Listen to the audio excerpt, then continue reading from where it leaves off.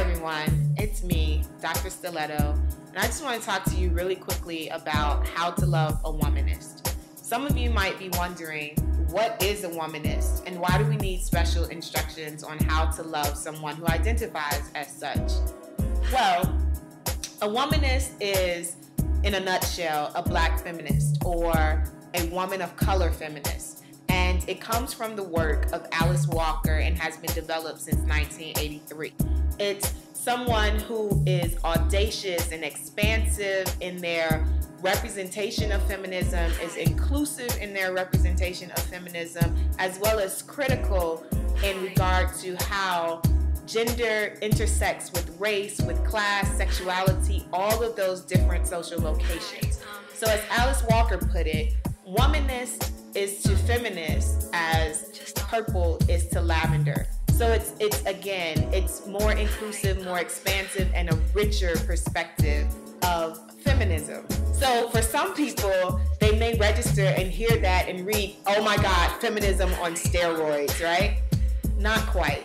But again, going back to this more intersectional responsibility to feminist thought and feminist practice. So why are we having a conversation today on how to love a womanist? Well, it's wedding season, and me, myself, as a womanist, I kind of get questions quite often as years go by about my relationship status, as if it's really anybody else's business outside of mine and my partner's, but I do get the questions. And some of those questions are also coupled with the idea that, well, maybe you aren't married yet because it's so difficult, you know, with all your womanist ways. Maybe it's hard for guys to actually be in relationship with you for the long term. As ridiculous as that sounds, these are actual questions that I do get. So I think it's time that we really seriously look at what it means to be in community, to be in relationship, whether that is sexual relationship or non-sexual, with womanist people. So first of all, when loving a womanist, we have to respect and know that the fact that she uses her words are not an indictment against you or anyone else. It demonstrates that she is a critical thinking person, and she's comfortable in her ideas, in her ideology, in her thoughts, and expressing that with others. It's not a situation or a space where she demands that you accept what her thoughts are, but she does require that you respect what her ideas are. So it's not a battle about convincing anyone else that her womanist perspective is the only perspective that's acceptable, but it is a space and place in which, where she expresses her critical perspective, that it has to be respected as a valid perspective that she engages for herself. Also, as a womanist, the fact that she has a stable life and that her life is full and rich and complete in and of itself does not dismiss the idea of her wanting or desiring to be in community.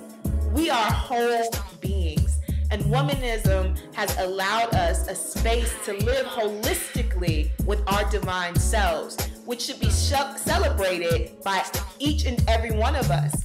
And it's a space and place that we desire everyone to be, that we all engage life holistically. But that doesn't take away from the idea that we also want to be in community.